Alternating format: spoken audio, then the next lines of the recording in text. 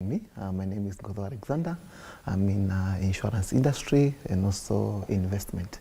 What I can say is business have really been affected by these political violences, and mostly, as much as we don't have the actual figures, we estimate that the loss is huge, and loss comes in different ways: the loss of property, damage of property, and also loss in terms of the revenue that these business people could have gotten if there was peace. Right. How about you? What do you think? Was the business community even prepared on the onset, on the first week these demonstrations began, and specifically in Nairobi? Was Nairobi business community really prepared for this kind of demonstrations? Thank you, and Stanley, thank you for having me. My name is Murungindai. I'm a public finance management expert. I'm also so much into supporting businesses now. Well, the first question is, the question that you asked first is, were the business people prepared? I would say yes and no. No, because nobody expected this kind of magnitude with the protesters. And then secondly is obviously we've been seeing in any demonstration there are actually damages, properties damaged, buildings and all that. However, when I look at the estimation of the president, when he's talking about 2.4 billion, I think he is trying to hide something, because I don't believe the losses were 2.4 billion. The losses must have been in tunes of 20 and above billion. And my argument would be simple. In like a local town like Nanyuki, for instance, one business person suffered a loss of 550 million. That's about 0.5 billion. Then it means that that person, going per the president's figures, carries about 20% of the loss, which is not true. So the losses were actually bigger and huger than what the president really said. I believe that the losses, as my friend has said, is due to closure, first of all, business closed, due to damages, business were, vandalized and stuff, and then the theft itself. So that is now the private sector.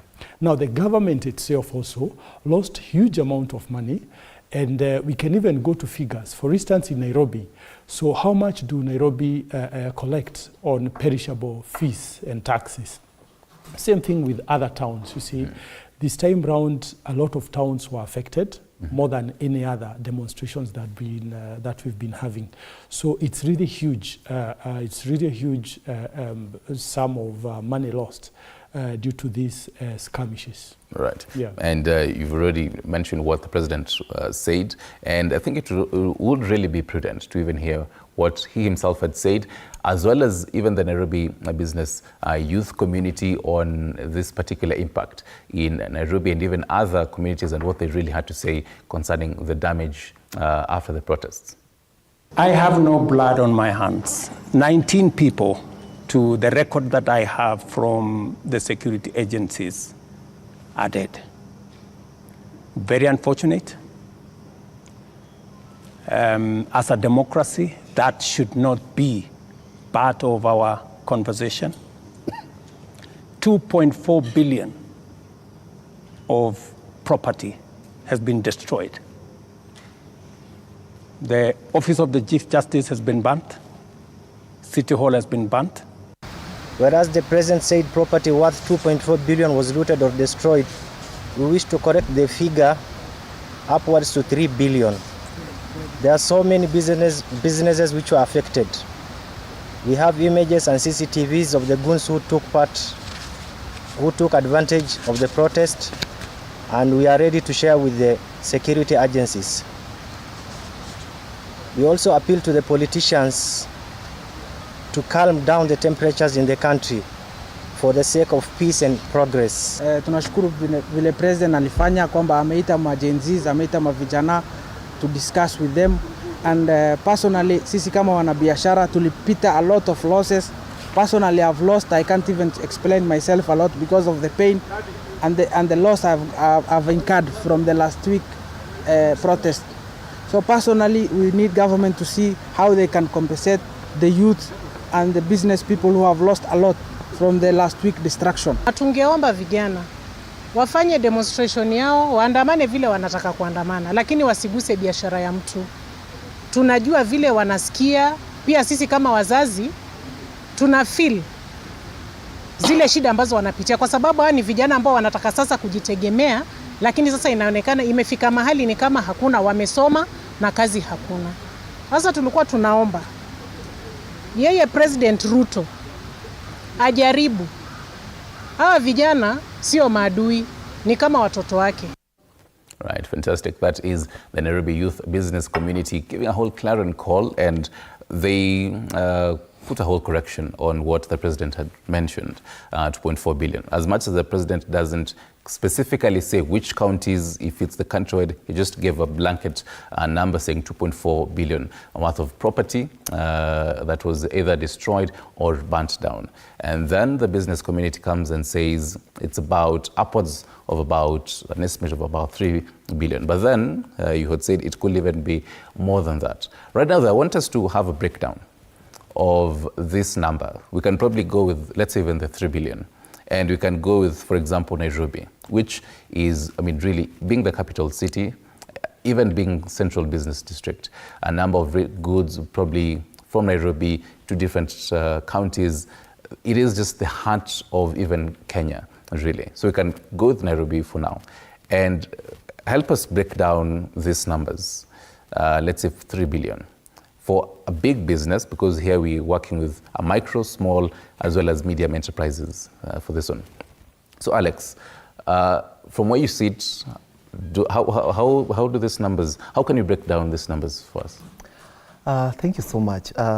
What I can say is, as much as we might not get the actual figures, but looking at these political pressures, it affected different areas. First, we have the transport industry, that, you know, matatus were not moving from one point to the other. We also have hospitality industry, hotels, eateries, because people are not coming to town. So we also have government, and this government goes to national and county. You had that City Hall was banned. You had that the office of the Chief Justice was banned. That is in terms of the government side. So we also have businesses, the small businesses. From the videos that you saw, we had routing being done at stalls, you know, people taking away clothes and all that. Then you also have corporates. We had Uganda House being banned and all that. So basically, I can say in terms of the areas, all the areas were affected, and mostly the businesses. That's where I can say majority of this figure we can place it at. Right. Yes. Fantastic. So now let's now narrow it down to, for example, a supermarket. This supermarket is, for example, called Murungi Supermarket. Yes. And since day one of this protest, which started in Nairobi, it has shut down. Yes. So taking a look at even the number that is being quoted, how much will Murungi Supermarket be looking at in its losses? Hypothetically, if it closed, let's say, for about, in the first week, for Tuesday and Thursday, and then for the next week, which is last week, Tuesday and Thursday as well. And it is also set to maybe close today. Yes. Now, let me look at the losses in three perspectives here. The first perspective is loss due to closure of business. So I'm not selling, so I'm not giving any service, so I won't have money that day. Yeah. I want to look at the losses also in terms of vandalism. So my business was stoned or something to do with that effect. And I also want to look at losses in terms of inventory itself, you know, the stock. Now, vandalism will not take as huge amount as inventory. And I want to give a specific example. There's a supermarket that suffered a loss of 550 million, according to the owner. Now, inventory only costed about 450 million. So it means that 80% of the losses comes from inventory, the stock. People took all the stock which was within the supermarket. So those are the first two costs, or losses. Inventory will take about 80% of the 3 billion that the young Kenyans are talking about. And then vandalism will take about, say, 15 or so percent. And then sales will take the rest, about 5%. And I'm giving now a hypothetical specific example to one institution that has come out to say, look here, this is what we've lost. And this is what will take us to get back to where we are supposed to. So, and the issue about the 3 billion, that's about Nairobi. And I'm not sure even it is 3 billion, because I'm not sure where that data came from. But the 3 billion, I still feel that it's not as much as. But losses due to inventory should be in excess, going to by the 3 billion should be in excess of 2.4 billion. Right. Losses in terms of vandalism should be in excess of, say, one also. And then now sales that people did not come to buy is going to almost like 1 billion or so. So it's really huge losses. Now that is now to the private sector itself, without talking of the burning of other public offices like City Hall and stuff. Yeah. You mentioned the inventory, and something came to mind. We're always told keeping your eggs, we're always ill-advised against keeping all your eggs in one basket. Does this make sense here, Alex? If a business, and we'll use the same, hypothetically a Murungi supermarket, for example, has all its stock in one particular area, is that being ill-advised? Will you advise now Murungi supermarket and its shareholders wakwena different its stocks in different places, so that if the HQ was vandalized and the goods there were stolen, they still know, well, we still have goods somewhere else? Right. Maybe before I answer that, I want to add, in that case of a supermarket, looking back, we are back to school, and most of these businesses lack a lot of profits in the case the back to school offers and all that.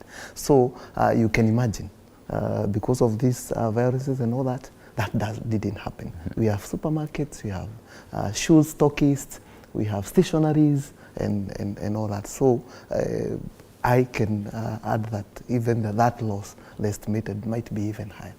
So in terms of putting eggs in one basket, there's something we call diversification, where maybe an organization diversifies in different forms.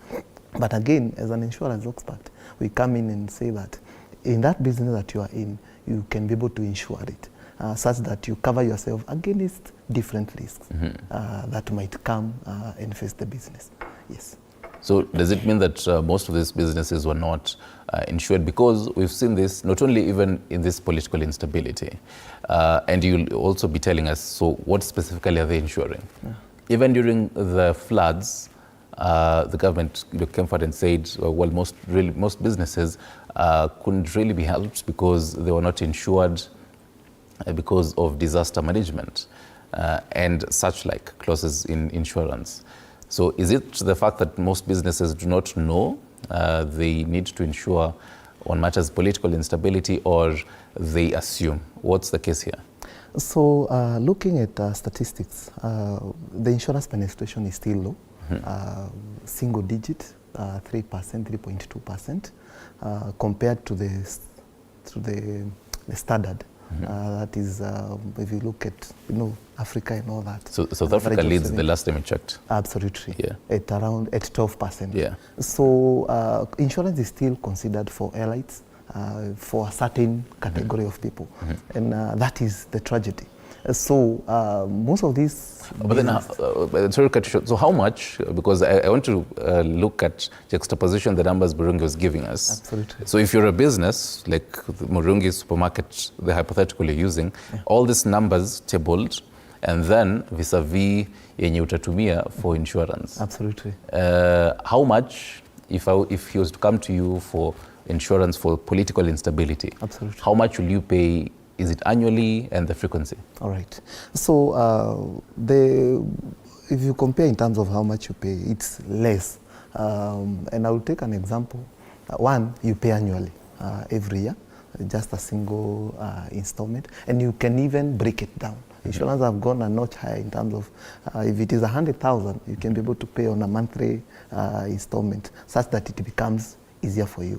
So maybe let's go even to the floods, like your house has been flooded with water and all that. Yeah. We call it a domestic package, and as little as 2,000 a year, you can be able to cover your TVs, your household items, and all that. So the cost vis-a-vis what you are paying as a premium, you cannot even compare. It is relatively low. So going back to that question, I was saying that the penetration of insurance is still low. It's still considered for a certain category of people. So for these big businesses, obviously they have the insurance, but the common mwananchi, that video that you have seen, those small businesses, they don't have insurance. So I think more needs to be done in terms of education, outreach, and also teaching them why this is important. So to pick from what you're saying, this even for the political instability, yes. It's the domestic package, roughly, or it's now that was in terms of domestic package. When it comes to business, we have fire, we have political, we have terrorism, we have even disruption. In case you close a business and that lost opportunity. How much do you pay for that? Depending now, in terms of the value of your business, but an average of 4 to 5% of the total value. Of the total value? Yes. All right. Yeah. Okay. So, Morogi, do you believe, before we listen to the next clips that we're going to have, do you believe there can be an upside to these protests for a business person? Well, there can be, yes. But if you look at it keenly, one, we all have to agree that this is, we like call it systematic or recurring. It is actually a recurring pattern or phenomenon in the country. So there is a business person who can identify that during some kind of argument between the citizens and the government, there is always a protest. And when there is a protest, obviously, there will be destruction of property. So how can one take advantage of such items? So, and that is where maybe I can say an advantage can be taken by a business person, but really, but not actually in a, you see, like the time of flood. Some people took advantage of that. During COVID, some people took advantage of that. So it it actually depends on how you position yourself within that or such skirmishes. Fantastic. I love the word positioning yourself. Let's listen to how some business persons positioned themselves during last week's demonstrations before we continue. Nauza maji hapa, ninauza dawa ya kuzuia tiakas. Nikikupaka hii na shilingi 10 kwa uso pile nachipaka hivi, utaona hiyo tiakas itakukaribia. Itakuwa inapita tu kando. When I do like this, si lazima nifanya hivi macho. So inasaidia sana. Tunauza 100 in case ya mtu anataka. Mask moja saa hii kila msako na bei yake. Jumii inauza yangu na 10 bob. But ukienda kwingine wanauza na 20 bob. But sasa kila mtu hiyo biti yako na hiyo bei yako ndio itafanya uuze ama ukae na. Mayai huko Nairobi, lakini kazi leo imekuwa kazi mbaya kwa sababu leo kuna maandamano na bana hii financial bill imenyanyasa kabisa. Tukana tutausia kiasi dakika hivi tukifunga. Na watu watakuwa njaa, watakimbia huko na huko, watakuwa njaa, lazima wakule. Right, nafanya tafuta hiyo Colgate, hiyo toothpaste yenye unapaka inasaidia tear. But anyway, Alex, and still on the same, because this is not the first time you're having this. And just to also help you on the same, I remember last year time like this, the Kenya Private Sector Alliance, that is KEPSA, saying that the private the sector is losing an average of 3 billion Kenya shillings daily. This was during last year's demonstrations that happened for quite a length of time. Absolutely. And saying the private sector is losing an average of 3 billion Kenya shillings daily owing to the ongoing demonstrations. This is not the first time, even for business persons, that they're seeing this. So that means that one can actually use whatever is happening to the advantageous ways. We've established that. But then, so how can you actually do it in a very morally upright kind of way? Interesting. I think from that video, you have seen there is an upside of everything. You have seen even some entrepreneurs selling flags. You see these youths carrying these flags. So a lot of people have leaked a lot of money. Printing T-shirts right now. Printing T-shirts. So again, also in terms of damages, we have people in the construction industry, you have the architects and all that. So obviously it will be a booming for them in terms of trying to repair where these violences have, or where people have damaged the properties. So maybe in terms of doing it morally is first, once such incidences happen, we have people who offer in terms of even consultancy, maybe how do you now, again, going forward, how do you ensure that this does not happen? Or in case it happens, how does it ensure that you are not left worse than maybe you were before? Yes. And during the protests, we saw some even hoteliers opening their doors even for these protests. Absolutely. So that means you can also be part of this protest and be part of the people who are demonstrating. So how can a business person position themselves so that they don't really have to close shop, don't have to see Murungi supermarket closing the shop, but then they can probably close the shop, but then they still sell whatever is happening. Or if it's a hotelier, they open the doors and they position themselves to whatever is happening at that time. So before answering that, you see, even the insurance companies, this is the highest time for them to even sell. Tell people, look here, it has happened. So it might happen again. Well, looking at the recurring situation of the Kenyan government, where we have protest all the time, then why don't you position yourself and get insured? So it's the right time for the insurance industry also to do that. Now, you see, I went through Moi Avenue sometime last week after the skirmishes and all that, and I found out that within a certain line, there were about 5 hotels, but 2 hotels had been vandalized to zero. But the rest of 3 hotels were okay, they were not vandalized. So I went and talked to those guys who were around, and then I asked them, what happened? All these 5 are hotels, then why were 2 hotels vandalized, but 3 hotels were not? Then there comes the answer to your question. 2 things that these guys told me. One, they said that, look, these guys are partisan. So they are seen by people to be bending towards a certain kind of political wing. So obviously people are not happy with those people. Then secondly, this guy said these 3 guys also have been assisting people. So when the poor guys come here, they assist them. So these young generations are seeing, exactly, they are seeing the little things that these guys are doing. Others are even, they were even telling people today, we are selling mandazi at half price for you guys to have energy. So why would you go and vandalize such a person? Well, and that is now at a small level or the small scale, but at the larger scale, the same thing is happening. So you wonder why were 2 or 3 supermarkets within a town vandalized, but other 10 supermarkets were never even touched. So guys became partisan, decided to maybe support this side. It is not their wish. Well, it is their decision, yes, but they should have seen things would have come to destroy what they had really earned, their businesses. So it is so much unfortunate. But the solution, there goes, is the maybe ensuring such kind. That is now the curative side. But also, Stanley, if we try to look at the preventive measures now, not only the curative, because we look at insurance as how do we cure this, but prevent. So how can we prevent this? Of course, starts with the president. of course, starts with our behavior, especially those people who are called millennials. I mean, Generation X and go upwards, you know, guys who are 43, 45 and upward that way.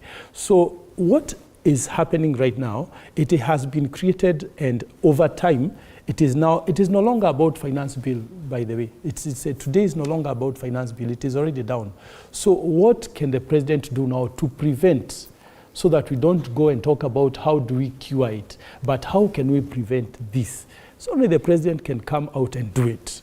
And just to pick up from where you started on, mentioning preventive as well as even for today, we also expect demonstrations today. Absolutely. Hashtag Occupy Everywhere, hashtag Occupy CBD. And as he says, the conversation has somewhat shifted away from matters, even the finance bill, as we also wait to see what will be happening on that bit.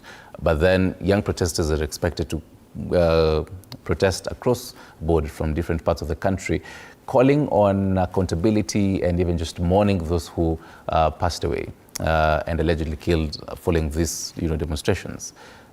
For a business perspective, someone who owns a business, what do they expect to see today, in your view? One, based on the media and all that, first, it will be peaceful, as they say. But again, as much as we are calling them peaceful, they have elements of violence in it. So obviously, the business will have to close.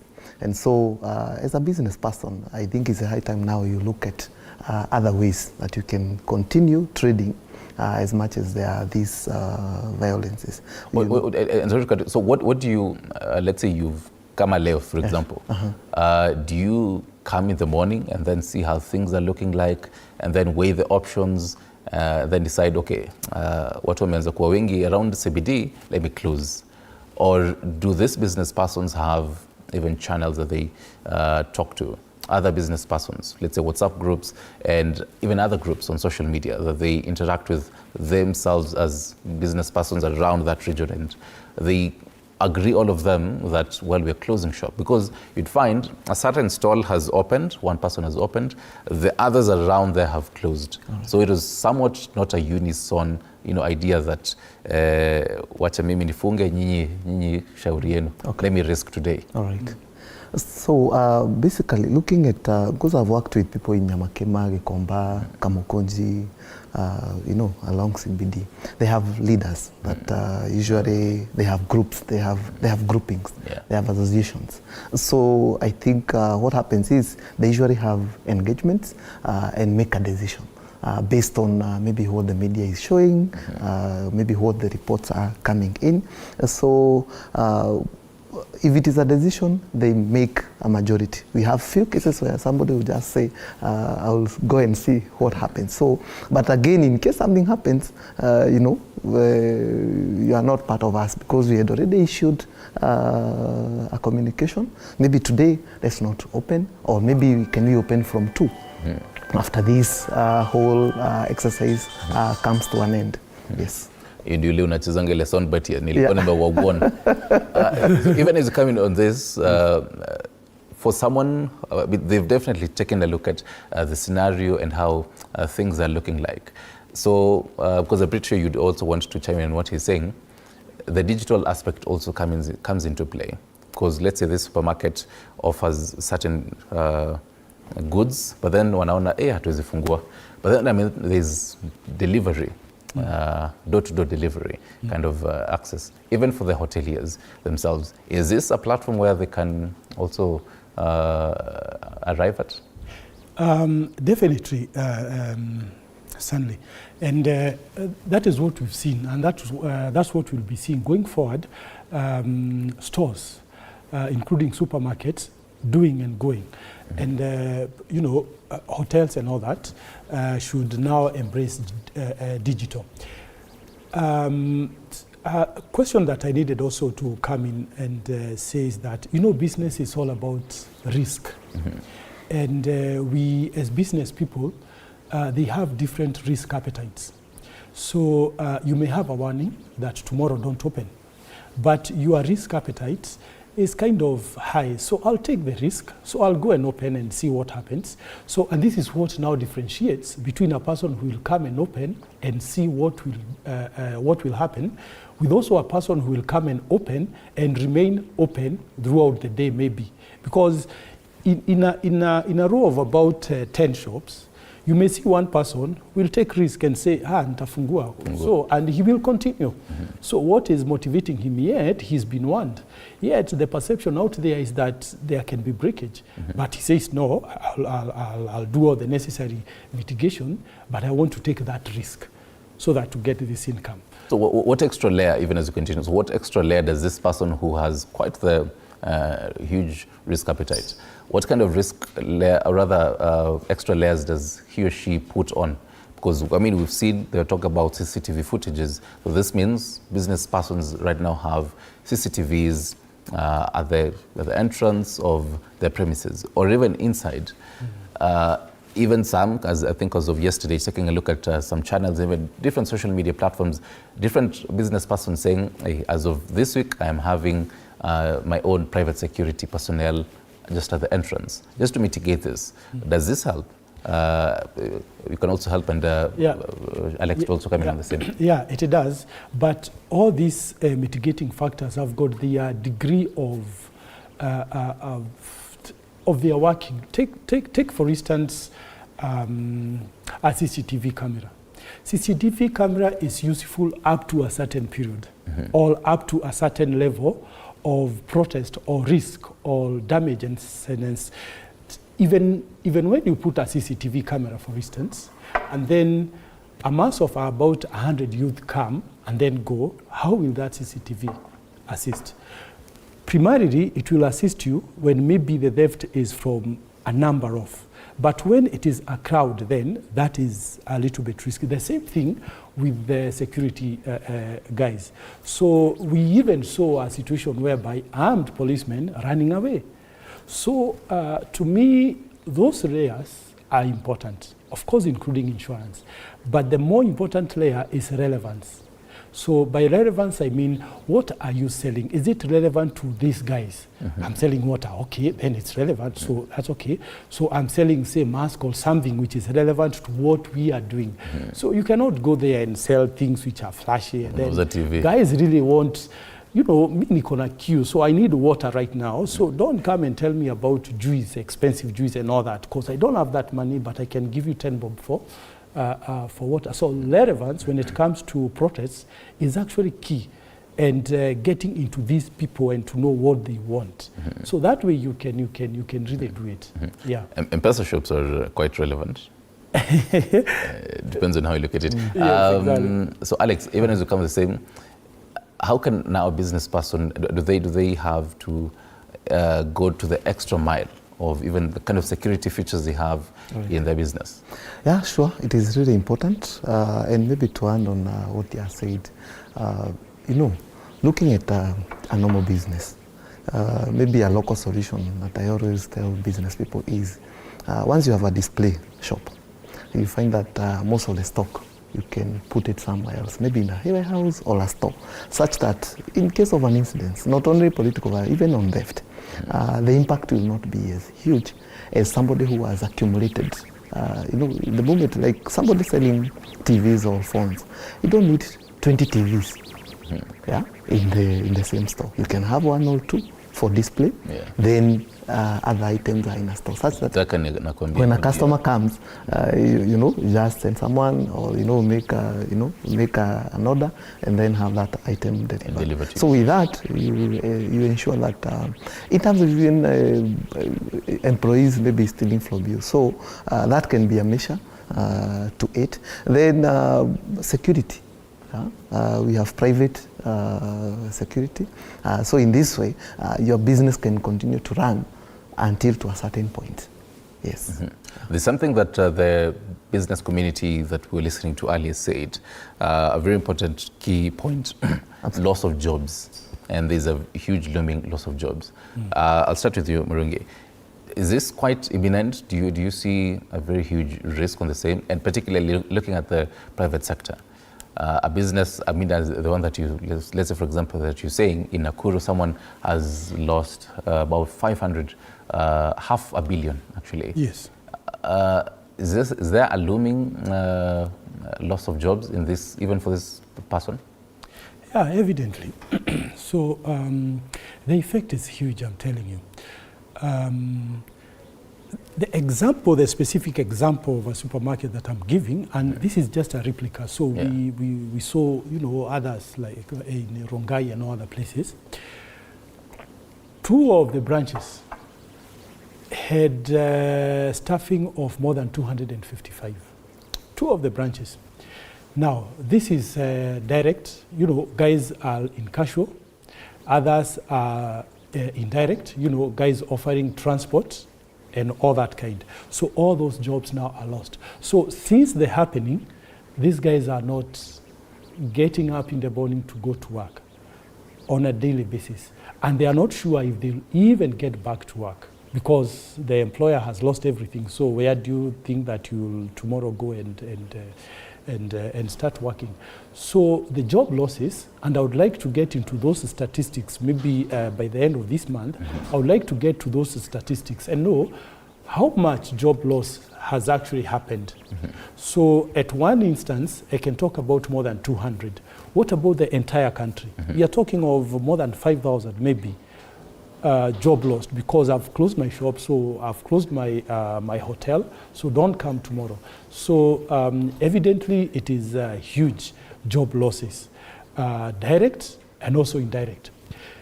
Within this supermarket, there were people, farmers, who were supplying vegetables. What will happen? Other farmers were supplying meat. They had contract that I'll be supplying you meat every week. I'll be supplying you eggs every week. I'll be supplying you veggies every day. But now, I'm no longer selling. So stay with your veggies. Then what will happen? And I've already signed the contract. Yeah. So it will go to waste. So the job losses is just enormous. So it's definitely imminent. Huge. Yes. And even as we plan, even for more demonstrations, Yes. this might actually be the real case. But then, Alex, will you agree that even on the flip side, Yes. because we normally say when one door closes, another opens. Ama window inafunguka.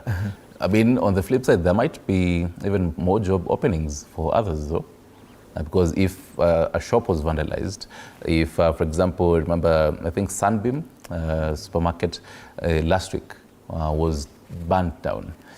For such kind of, I mean, there's going to be construction, they're going to have people coming on board to even repair and all that. I mean, that's definitely job openings for others. Oh, interesting to look at it. I can say yes to a certain point, but now if you look at the situation at the moment, as Muringi has said, the impact is huge because looking at most of these workers, they are on casual basis, maybe paid on a daily basis. So somebody was being paid 500 a day or even 1,000 a day. So he's not getting that amount. So what will happen? Food, all the needs that he or she needs to take care of.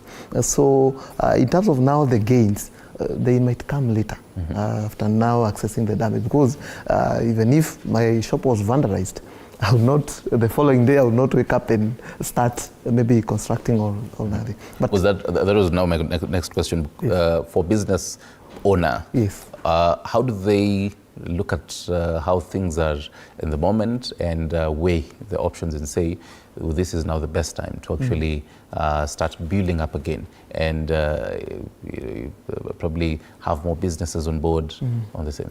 Maybe what I can say is, depending on the seriousness of the vandalism and theft and all that, I am sure there are some businesses which will never open their doors based on the impact or the loss. And maybe this person had no insurance and maybe that was all the savings that he or she had. So based on the impact on these political violences, it will give a way forward, whether I will be able to open or not. So for those people, the impact maybe it's not huge.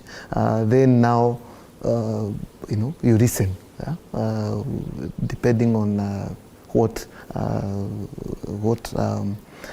the politicians are saying, what the leaders are saying about this. And when the whole situation settles, you are able to know, because there is inflow. People are coming to town, there are a lot of engagements ongoing. But at this point in time, somebody will just hold until the dust settles. Yes. Right. So this means again now it's even further loss for this business, Mjunge. I mean, what will you advise a business person this morning watching you, that also trying to weigh the options? Should they again open their stall? Should they wait? So a number of factors here will actually determine to open or not to open. As Alex has said, some business may never open. Even if you'd like to open tomorrow, so you may never open. And I would like to look at about 4 or 3 reasons why a business can be able to open immediately. So obviously the first reason, the first factor is own reserve, the savings. Maybe you've been having some reserve, some savings. So if an opportunity comes, then you can be able to reopen. So if you didn't have reserves or savings sufficient enough to reopen, then you won't be able to open. Another item obviously is the insurance. If the insurance institution will be there to support you, if you are insured, that is, then you'll be able to open. You can also be able to open if you had created enough trust within your business happening. And I want to give an example. I still go back to a superstore or a supermarket where I would just do the repairs, and then because I had created partnership and trust with suppliers, say suppliers of milk, Mount Kenya milk or any other suppliers, they'll be able to give me a line of credit, maybe for 30 days, maybe for 45 days, maybe for 90 days, depending on the trust that I had created. And then the last item that I can look at is the financials. So if my financial is reasonable enough or will understand enough, say a bank X, he will come and say, now this is my loss. And this is how I've been operating. And this is my experience and all that. Kindly boost me to get back to business. So those are some of the reasons that might make a business owner open immediately, because opportunities are still there. Because I opened this business because there was opportunity. Now the opportunity is still there, even maybe more, but I don't have funding. So how do I reopen the business? So, right. Yeah. Right. And speak of which, right now, Tanzania as well as Uganda and even other East African countries are also monitoring what is happening in Kenya, because most of the businesses, Kenya being strategically located, a lot of goods will probably get into Kenya and go all the way to Uganda. And for this entire past week, Uganda itself actually, even in its front pages, they've really been monitoring what has been happening in Kenya. And I think I remember even yesterday reporting that at least the routes getting into Malaba and Uganda have opened. What's your assessment even into kind of impact of businesses in Kenya, the protests in Kenya that also reflect into Uganda and Tanzania? All right. So maybe before I answer that, I would want to add in terms of business preparedness. We have financial institutions. And what happens, majority of Kenyans are unbanked, or you find that somebody is operating maybe from M-Pesa, nowhere these people maybe seek a support of an institution. And what happens, we have circles, we have microfinance, we have banks and all that. So maybe those people who have suffered a loss and you had a loan, you can walk to a bank and maybe ask for your loan being restructured. Maybe you are paying a certain installment. These days they listen. So you just walk and negotiate. So that way, if you'll save some amount, then you can be able to use it to run or again open the business. Okay, so looking at the question I've just asked, I am sure our neighbors will take advantage in terms of the scenario that is happening.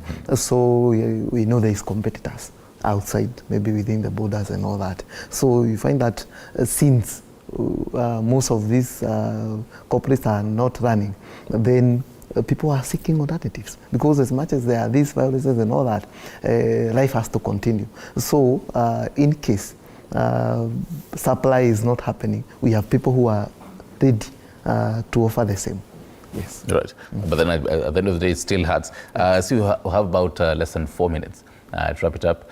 Even as you also chime in on the same, how this protest is also hurting businesses across our regions and even in our neighboring countries. Someone listening to you this morning, they're really looking for a way forward. What could you also tell them, even as you start on the regions?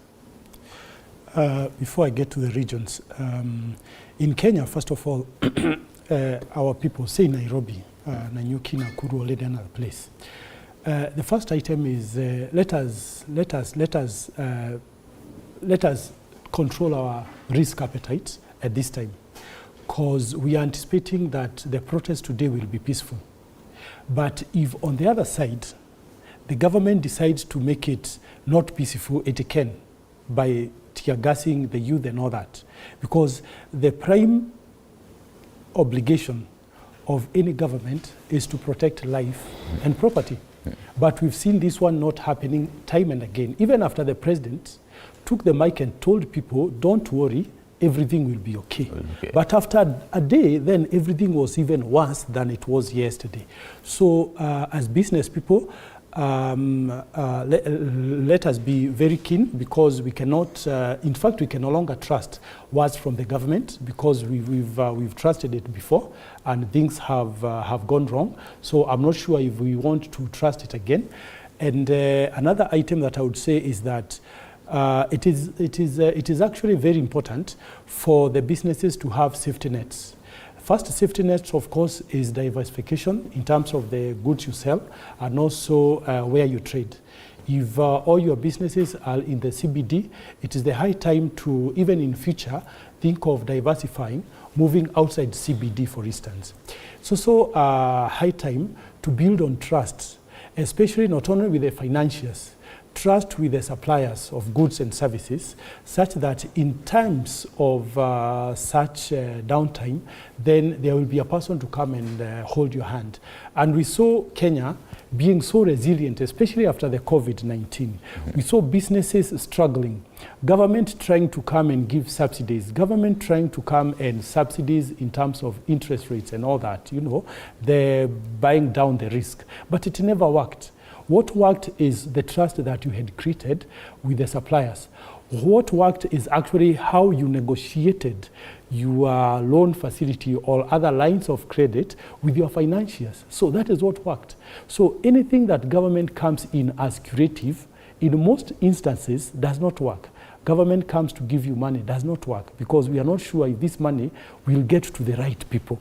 So let's take care of our businesses ourselves as business persons. Let us take care of our relationships with who we are working with, the value chain. And that is the way to survive in this kind of business scenario. However, it is the high time for the government to look at what is happening. Each year, after every 5 years, we have our GDP going down by more than 2%. And I'll give an example. In 2007, our GDP read 3.6, down from 5 points. The same thing happened in 2017. So if our GDP gets down by only 2%, right. The GDP of the country is about 15 trillion. Right. So 2% is about 300 billion. Right. So that is the effect per year, 300 billion down each year. Right. I think I can take your last words, Absolutely. Alex, very briefly, probably a sentence or two, just some wise words to someone listening to you as a business person. What I can say is, looking at from the time of COVID, we have to live with the reality that our businesses will be faced with disruptions. Whether political, whether pandemic that we have had, and we don't know what is coming next. So I think it's a high time most business people, we be prepared. Then we do business unusual. Right. That the old way of doing business, maybe opening a shop and waiting for people to come in is, so move to digital. Again, the insurance bit. So we have to ensure that our businesses are insured. Okay. Then most of these business people, if something happens to them, they are done and done completely. And he had said about savings. So you find that most of these people don't put some money aside. Either you pay yourself or you save for this business so that you can be prepared for such incidents. Yeah. So what I can say is there will be more and more disruptions. What we need to do is to be prepared for such incidents if they happen. Thank you very much. Be prepared, business people. And on that impact of protest on businesses, thank you very much, Murungi Ndai, who's a public finance management expert, as well as a finance expert, as well as Alex Kagodho, insurance expert. I hope you've picked quite a number of things from this conversation. We're taking a break. When we come back, still focus on the demonstrations that are set to happen today. And we do have very young people. Ken Babu, he's the Youth League Chair of Democratic Action Party Kenya, DAPK, as well as Fred Mokua. He's